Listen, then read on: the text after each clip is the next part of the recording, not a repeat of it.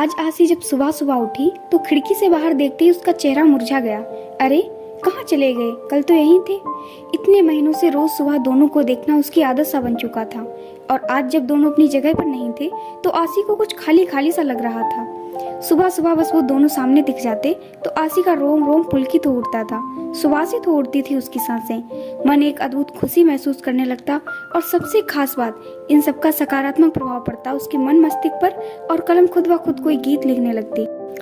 पता नहीं क्या जादू था उन नरगिसी फूलों में, बस देखते ही मन मचल उठता। शायद असीम का असीम प्यार भरा था उनमें। आखिर उसी ने तो आसी के जन्मदिन पर यह गमला उसे उपहार में दिया था और फिर दोनों ने मिलकर उसमें नरगिसी फूलों का यह पौधा लगाया था। देखो ना आसी, तुम्हारे लिए एक काम सौंप कर जा रहा हूँ। कल ही मुझे कंपनी के एक प्रोजेक्ट के लिए दुबई निकलना पड़ रहा है। बस 6 महीने की ही तो बात है, फिर आते ही झट मंगनी और पट ब्याह। बस तब तक मेरी यादों को इस पौधे में संजोती रहना। असीम को आसी को बातों में उलझाना बड़े अच्छे से आता था।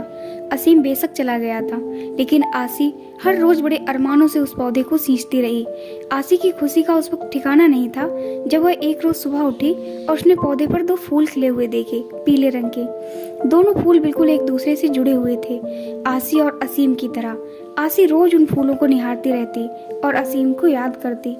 आसी की रोज असीम से फोन पर बात होती थी। भला 2 साल से चल रहा प्रेम दूरियों से कैसे कम हो सकता था। इसी प्रेम की शक्ति ने तो उसे क्या से क्या बना दिया था। कभी किसी को चिट्ठी पत्री में 2 अक्षर न लिखने वाली आसी की कला आज अनबरत चलने लगी थी। अपने जज्बातों की स्याही में भिगोकर क्या क्या न लिख डाला था उसने।